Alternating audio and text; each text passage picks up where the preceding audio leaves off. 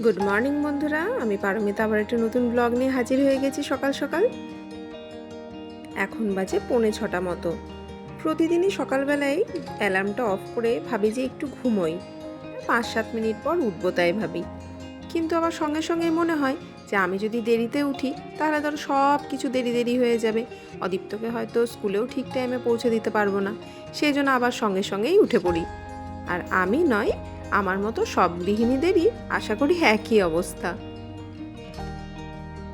আর স্কুলে দিতে যাওয়ার মানে কোনো রেডি হওয়ার তো সেরকম ব্যাপার নেই। ধরো এই একটু ক্রিম মেখে নিলাম, চুলটা কোনো রকমে একটু আঁচড়ে নিলাম সামনের দিকটা, আর ব্যাস হয়ে গেলাম রেডি। এবার অদীপ্ত স্কুল ব্যাগটা রেডি করে দিচ্ছি। দিয়ে দিলাম বই, খাতা, ডায়েরি, টিফিন বক্স আর জলের বোতল। এবার অতনুকে ডাকবো আর অদীপ্তকেও ঘুম থেকে উঠিয়ে দেবো, দিয়ে ওকে খাইয়ে দাইয়ে রেডি করিয়ে নেব।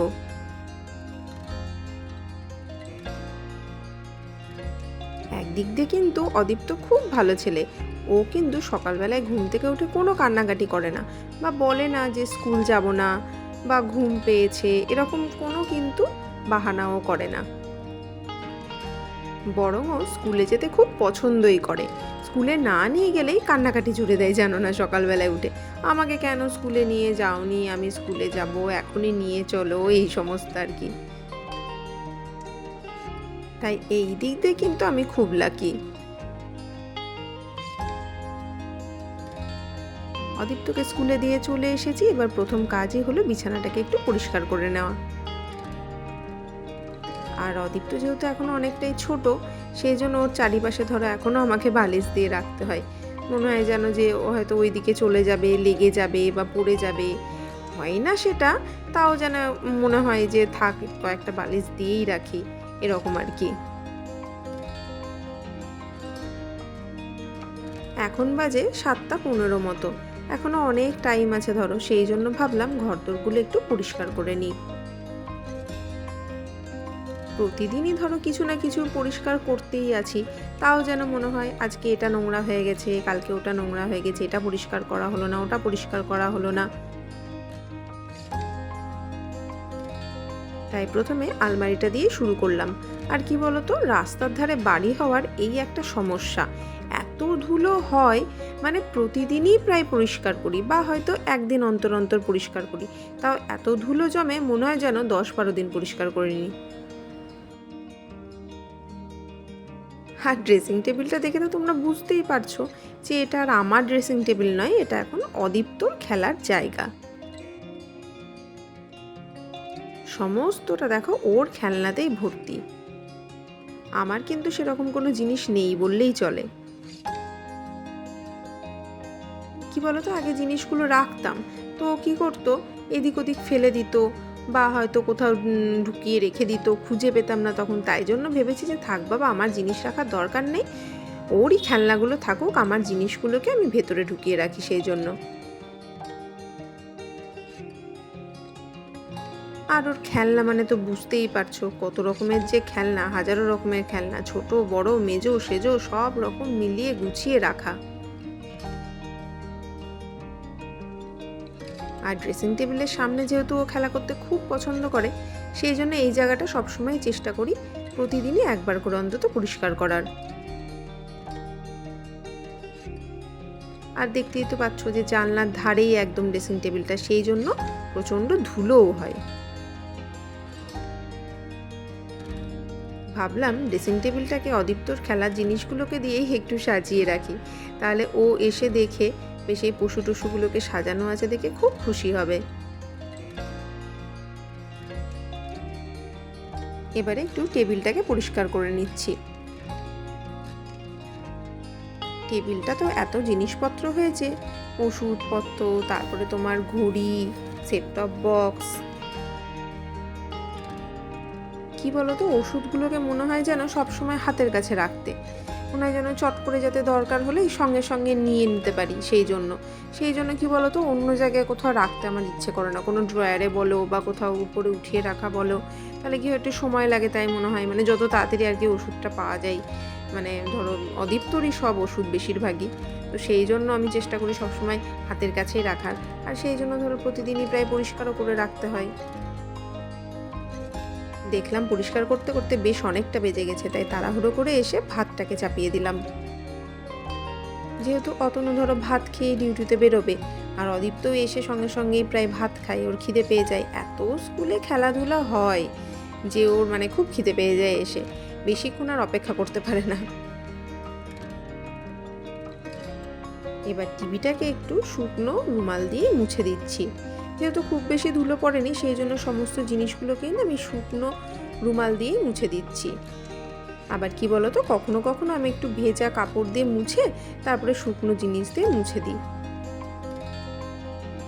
এসিটাতে তো এমনি এমনি হাত পায় না, সেই জন্য একটা চেয়ার নিয়েছি। চেয়ারের ওপর উঠে এসিটাকে আপাতত একটু পরিষ্কার করে নিচ্ছি। সেরকম ধুলো হয়নি, তাও ভাবলাম সাদা জিনিস তো একটুখানি ধুলো হলে মনে হয় যেন কেমন নোংরা নোংরা লাগছে। সামনের দিকটা সাইডগুলো তো যাই হোক পরিষ্কার করতে পারলাম, কিন্তু ওপরটা কি করে পরিষ্কার করব সেটা ভাবছিলাম। অমনি সামনেই দেখলাম অদীপ্তর ব্যাটটা আছে, ওইটাকে নিয়ে আপাতত এইভাবে রুমালটাকে জড়িয়ে নিয়ে পরিষ্কার করে নিচ্ছি। একটা গার্ডার বেঁধে দিলে অবশ্য ভালো হতো, কিন্তু তখন দেখলাম যে তাড়াহুড়োতে মোটামুটি পরিষ্কার হয়েই গেছে ভালো মতো। অদীপ্তর খাবারের দুধ, তারপরে জলের বোতল, এমনি বোতল, সমস্ত জিনিসগুলো এই ট্রেটাতে ধরো রাখি। এবার ট্রেটাতে অনেক সময় দুধ করতে গিয়ে পড়ে, তারপরে ধরো নোংরাও হয়, সেজন্য এটাকেও পরিষ্কার করে নিলাম। যখন দেখলাম ঘরটাকে একটু ভালো করেই পরিষ্কার করছি, তাই ভাবলাম সবটাই ভালো করে একটু পরিষ্কার করে নিই। আর একটা বড় জিনিস পরিষ্কার করার বাকি আছে, সেটা হচ্ছে ফ্যানটাকে পরিষ্কার করব আজকে। সেই জন্য বিছানায় যাতে কোনো কিছু না পড়ে, একটা যে চাদরটা ধরো আমি কাচতে দেবো সেই চাদরটাকে একটু পেতে নিচ্ছি। এরকম কোনো চাদর যদি তোমাদের থাকে তো সেইটা পেতে নেবে, তাহলে কিন্তু খুব সুবিধা হয়। তাহলে ধরো তোমাকে বিছানার চাদরটা তুলতে হবে না, বালিশটা দেশগুলোও সরাতে হবে না। পুরোটা মোটামুটি ঢাকা দিয়ে দিয়েছি। এবার চেয়ারের ওপরে একটা হেলমেট পরে চললাম যুদ্ধক্ষেত্রে। হ্যাঁ, যুদ্ধক্ষেত্রই বটে। ফ্যানটা যা নোংরা হয়েছে তা তো তোমরা দেখতেই পাচ্ছ। আর কি বলো তো, এরকম হেলমেট পরে করলে না মাথাটাও বাঁচে, চোখও বাঁচে, মানে সব কিছু একসঙ্গে কাজটা হয়ে যায়। তোমাকে আলাদা করে চশমা পরতে হয় না, তারপরে মাথার জন্য আলাদা করে কিছু পরতেও হয় না। সেই জন্য আমি হেলমেটটা পরেই সবসময় ফ্যানটা পরিষ্কার করি, খুব সুবিধা হয়। আর ফ্যানটাতে এত ধুলো হয়েছে, সেই জন্য না ফ্যানটাতে ভালো মতো হাওয়াও হচ্ছে না। সেই জন্য ভাবলাম ফ্যানটাকে আগে আজকে পরিষ্কার করে নিই ভালো করে। আর ভাতটা হতে হতে আমার ফ্যানটা ভালো মতো পরিষ্কারও হয়ে যাবে। প্রথমে একটু খবরের কাগজ দিয়ে ভালো করে মুছে নিলাম, তারপরে একটা ওয়াইপস দিয়ে মুছে নিয়েছি। কেমন পরিষ্কার হয়েছে সেটা তোমরাই বলো। আশেপাশে যদি কোনো ঝুল লেগে থাকে সেই জন্য ফ্যানটাকে একবার চালিয়ে নিলাম, তাহলে ধরো চাদরটা পাতা আছে সেখানেই পড়ে যাবে। এবার চাদরটাকে তুলে দিয়ে ঘরটাকে একটু ঝাড় দিয়ে নিচ্ছি, পরিষ্কার করে নিচ্ছি, কারণ ঘরেও ধরো একটু আধটু ঝুল পড়েইছে। হাতেটাতে না একটু নোংরা পড়েছিল, সেই জন্য না একটু ফ্রেশ হয়ে নিলাম। যেহেতু রান্না টান্না চাপাচ্ছি, ধরো প্রেশার কুকারে অদীপ্ত সবজি দিয়ে ডালটা চাপিয়ে দিলাম সেদ্ধ করতে। এখনো দেখলাম ভাতটা কমপ্লিট হয়নি, সেই জন্য ভাবলাম রান্নাঘরটাই বা বাকি যাবে কেন, রান্নাঘরটাও একটু পরিষ্কার করে নিই হাতে যখন সময় আছেই। আগের দিন ফ্রিজ পরিষ্কার করার জন্য যে লিকুইড সলিউশনটা বানিয়েছিলাম, সেইটা দিয়ে কিন্তু আমি রান্নাঘরটাও পরিষ্কার করে নিচ্ছি, আর তাতে কিন্তু বেশ ভালোই পরিষ্কার হচ্ছে। এই গালার যে স্কচ ব্রাইটটা পাওয়া যায়, সেটা তো স্টিল উল টাইপের জিনিসগুলো থাকে, তো খুব ভালো পরিষ্কার হয় জানো তো। কড়াই হাঁড়ি সেগুলো একদম চকচকে হয়ে যায় একটু যদি ঘষে পরিষ্কার করা যায়। আর কি বলো তো, রান্নাঘরটা তো মোটামুটি বড়, সেই জন্য একদিনে না সবটা পরিষ্কার করা হয় না, তাই এক এক দিনে এক একটা দিক পরিষ্কার করে নিই, তাতে খুব সুবিধেও হয়। আর সিঙ্কটাকেও দেখলাম বেশ নোংরা হয়েছে, তাই ভাবলাম সিঙ্কটাকেও একটু পরিষ্কার করে নিই। এমন কিছু কিন্তু স্পেশাল কোনো জিনিস দিইনি জানো তো, শুধুমাত্র এই ভিম লিকুইডটা দিলাম আর এই স্কচ ব্রাইট দিয়ে ভালো করে একটু পরিষ্কার করে নিচ্ছি। দেখো কি সুন্দর পরিষ্কার হয়ে যাবে। সাথে না কলটাকেও একটু প্রত্যেকবার আমি ঘষে দিই, তাহলে কলটাও কিন্তু বেশ ভালো পরিষ্কার থাকে। আর সবজি টবজি যেহেতু আমি এইখানে ধুয়ে নিই, সেই জন্য এই সিঙ্কটা একটু অপরিষ্কারও হয়, সেই জন্য প্রায়ই আমি এটাকে একটু পরিষ্কার করে নিই। মেয়েদের এই পরিশ্রম ছাড়া কি আর ঘর বাড়ি সুন্দর থাকে, তাই না বলো? আজ না একটু ঢ্যাঁড়স ভাজবো, সেই জন্য ঢ্যাঁড়সগুলোকে একটু কেটে নিচ্ছি। আমি অবশ্য ছোট ছোট করেই কাটছি। খুব বেশি সময় হাতে নেই বলে 2-3টে ঢ্যাঁড়স একসঙ্গে কেটে নিচ্ছি। খাওয়া দাওয়া কমপ্লিট হয়ে গেছে, এবার যাচ্ছি অদিত্যকে স্কুল থেকে আনতে। একটু স্কুল থেকে চলে এসেছে, ওকে হাত পা সব ধুইয়ে ড্রেসটা চেঞ্জ করিয়ে দিয়েছি। এবার তার খিদে পেয়ে গেছে, যা বলছিলাম তোমাদেরকে আর কি। সে এখন টিভি দেখছে আর আমি ওকে খাইয়ে দিচ্ছি। আর দেখতেই পাচ্ছ টিভি দেখতে দেখতে চোখের পাতা পড়ছে না। একদিন অবশ্য আরুষও আসে ওর সঙ্গে, আজকে কিন্তু ও আসেনি, সেই জন্য আপাতত পাপান সোনাকে একা একা খাইয়ে দিচ্ছি।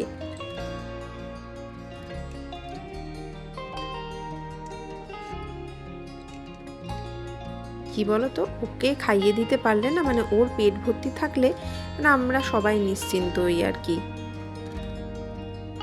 এখন সে শুয়ে শুয়ে একটু টিভি দেখছে। ও যখন এখন টিভি দেখছে, তাই ভাবলাম অদীপ্তকে স্কুল থেকে দিয়ে আসার সময় ওখানে না একটা বেশ ভালো বড় সড়ই সবজি বাজার বসে, মাছের বাজারও বসে, ফুলও বসে। তাই আসার সময় বেশ কিছু সবজি নিয়ে এসেছি। আর এখনকার সবজিগুলোতে যা ধুলো, ধরো নোংরা, বিশেষ করে আলুগুলোতে তো এত মাটি থাকে যে ভালো করে হাত দিয়ে কচলে না ধুলে যেন মাটিগুলো যায়ই না। তার উপর আবার কচু কিনেছি, কচুতেও সেই একই রকমই মাটি প্রচণ্ড বেশি থাকে। সেই জন্য কচু আর আলুগুলোকে না ভালো করে একটু কচলে কচলে পরিষ্কার করে নিচ্ছি, সেই জন্য আজকে একটু গ্লাভস পরে নিয়েছি। আসলে কচুটা নিলাম কেন বলো তো, আসার সময় না বেশ ভালো ইলিশ মাছ পেয়েছি, তাই ইলিশ মাছ নিয়েছি। এবার কচু, আলু, বেগুন দিয়ে ইলিশ মাছের ঝোল খেতে কিন্তু খুব ভালো লাগে, তাই ভেবেছি একদিন সর্ষে বাটা করবো, আর একদিন সর্ষে বাটাই করবো কিন্তু কচু, আলু, বেগুন দিয়ে।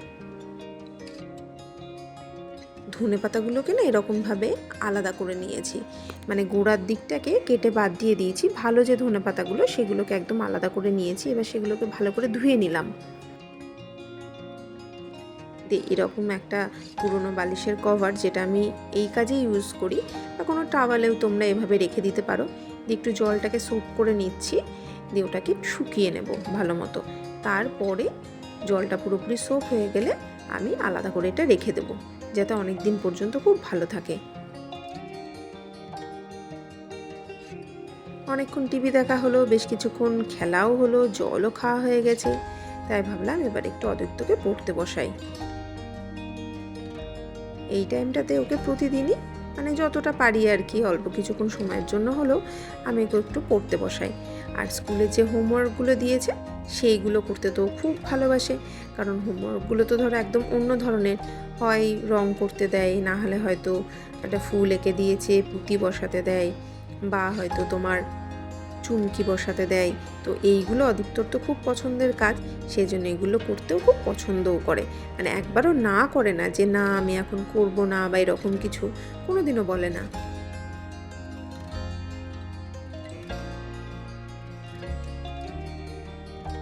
আর এগুলো মোটামুটি ও নিজে নিজেই পারে, একটু বুঝিয়ে দিই কোথায় কি করতে হবে, ব্যাস এইটুকুনি।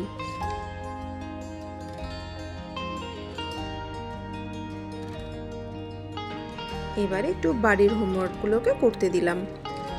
ও করতে করতে ভাবলাম এগুলো যেহেতু এখন মোটামুটি ও লেখা শিখেই গেছে, অ আ ABCD ক খ 1 2 1 2 ও নিজে নিজেই করতে পারবে, তাই ভাবলাম যে জামা কাপড়গুলো শুকিয়ে গেছে সেইগুলোকে না একটু ভাঁজ করে রাখি। সকালবেলাতে থেকে ধরো এতটা সময় হয়নি ভাঁজ করার।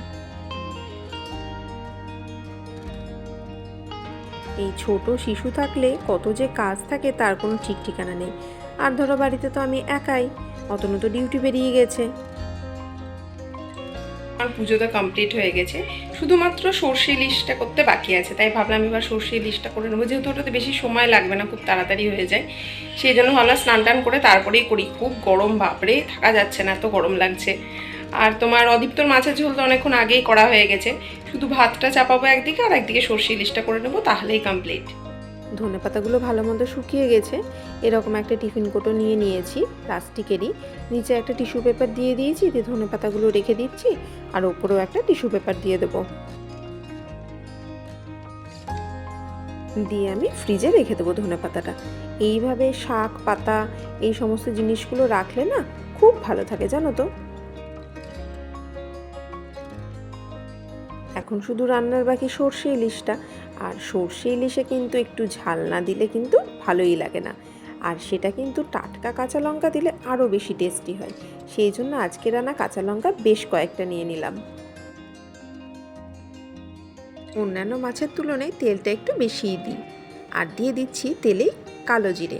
এখনও কিন্তু আমি গ্যাস ওভেনটাকে অন করিনি, অফই করা আছে। দিয়ে দিচ্ছি দুটো কাঁচা লঙ্কা চেরা। এবার দিয়ে দিচ্ছি হলুদ আর লবণ, একই সাথে দিয়ে দেবো জল। আমি যেভাবে সর্ষে ইলিশটা করছি এইভাবে করে দেখো, দারুণ দারুণ দারুণ টেস্ট লাগে খেতে। আমার তো যত ইলিশের পদ খেয়েছি তার মধ্যে এই পদটাই সব থেকে বেশি ভালো লাগে। এবার অল্প করে নুন হলুদ মাখিয়ে রাখা কাঁচা ইলিশগুলোকে দিয়ে দিলাম, দিয়ে গ্যাসের ফ্লেমটা অন করে হাই ফ্লেমে এই কিছুক্ষণ মতো রান্না করে নিলাম। যেই দেখলাম ফুটতে শুরু করে গেছে তেমনি ফ্লেমটা লো করে দিলাম একবারে। আর অদীপ্তর এই দেখো ড্রেসিং টেবিলের সামনে খেলা শুরু হয়ে গেছে। তোমাদেরকে বলছিলাম না যে ও ড্রেসিং টেবিলের সামনে খেলা করতে খুব ভালো লাগে। তো যাই হোক, ওর খেলা করতে করতে আমার এদিকে সর্ষে ইলিশটাও হয়ে যাবে। মাছটাকে না 3-4 মিনিট পর একটু উল্টিয়ে দিচ্ছি। দেখো ঝোলটাও একটু কমে এসেছে। যে যেরকম ঝোল চাও সে সেরকম ঝোল রাখবে। সর্ষে আর কাঁচা লঙ্কা বেটে নিয়েছি, এবার সেটাকে এইভাবে না হাত দিয়ে একটু ছেঁকে ছেঁকে দিয়ে দিচ্ছি। তোমরা চাইলে ছাঁকনি দিয়েও ছাঁকতে পারো, কিন্তু সেক্ষেত্রে না ঝোলটা খুবই পাতলা হয়ে যায়। সেই জন্য আমি হাত দিয়ে এভাবে একটু ছেঁকে দিই। এবার ফ্লেমটা হাই করে দিয়েছি, জাস্ট কয়েক সেকেন্ড মতো ফুটিয়ে নেব। দেখো চারিদিকে যে ফেনা ফেনাটা হয়ে আছে সর্ষের জন্য, সেই ফেনা ফেনাটা থাকলে কিন্তু হবে না, তাহলে কিন্তু সর্ষের কাঁচা কাঁচা গন্ধটা বেরোবে। সেই জন্য একটু ফুটিয়ে নিলাম হাই ফ্লেমে, দিয়েই না ফ্লেমটা লো করে দিচ্ছি। লো ফ্লেমে 2 মিনিট মতো জাস্ট একটু রান্না করে নেব। চিন্তা নেই, মোটেই তেতো হবে না, করে দেখো তোমরা। আর ইলিশ মাছ তো খুব তাড়াতাড়ি সেদ্ধ হয়ে যায়। আজকের মতো রান্না কমপ্লিট, গ্যাসের ফ্লেমটা অফ করে দিয়েছি। রান্না টান্না তো সব কমপ্লিট হয়ে গেছে। এরকমভাবে একবার সর্ষে ইলিশ করে দেখবে, কোনো মতেই তেতো হবে না। আমাকে কিন্তু অবশ্যই কমেন্ট করে জানাবে যে সত্যিই ভালো হয়েছে কিনা খেতে। আমার তো খুব ভালো লাগে ভেবে খেতে। আবার তোমার কচু আলু বেগুন দিয়ে ঝোল করলেও না খুব ভালো লাগে খেতে। ওটার ভিডিও আমার শেয়ার করা আছে, তোমরা পারলে দেখে নিও। আর অদীপ্ত তো এখন খেলা করছে। এবার দুটো কাজই বাকি আছে, সেটা হচ্ছে অদীপ্তকে, ওই দেখো দুষ্টুমি করছে দেখো, অদীপ্তকে স্নান করিয়ে খাওয়াবো, দিয়ে ঘুম পাড়াবো। এটাই সব থেকে বড় কাজ, তারপরে আমরা খাবো। অতনু অবশ্য এখনো আসেনি, ওর আসতে একটু দেরি আছে, তা করতে করতে আমার বাকি কাজগুলো হয়ে যাবে। তো সেই জন্য বন্ধুরা আজকে ব্লগটা এখানেই শেষ করছি। অদীপ্ত তো ওকে বাই করতে ব্যস্ত, তাই ওই ওকে বাই করছি, দাঁড়াও।